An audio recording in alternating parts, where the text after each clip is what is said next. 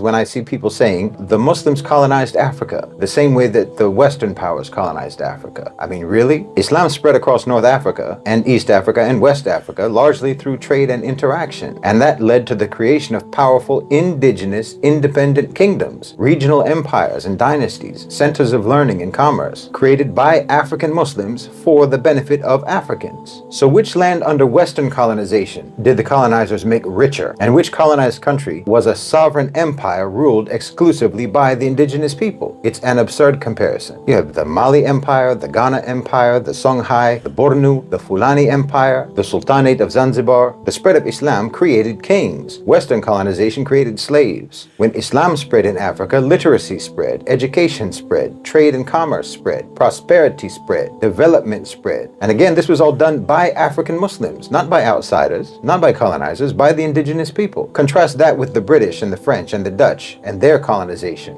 and then still tell me that the Muslims were colonizers. Well, the difference is night and day. They de-developed Africa. They plundered Africa. They subjugated and destroyed Africa. When I tell you that the countries of the Sahel were among the most developed and richest lands in the world, you can't believe it today. You see how things are now. The poverty, the lack of infrastructure, the violence, and the instability. Well, the only reason it's like that is Western colonization. Those lands, the lands of the Sahel, were the envy of the world, and you made them, according to Frantz Fanon, the wretched of the earth. We spread prosperity and you spread misery. We built and you tore down. We produced and you stole. Again, you can't try to say that your colonization spread through trade and missionary work. Again, that's what you're going to try and say. And that Islam also spread through trade and da'wah, which is like missionary work. And you can pretend that these are the same. That's because you're using trade, in your case, as a euphemism for plunder and theft. And the proof is in the poverty. Whereas in our case, it actually was trade and the proof is in the prosperity. You call what you did missionary work, but it was coerced conversion, subjugation, and brainwashing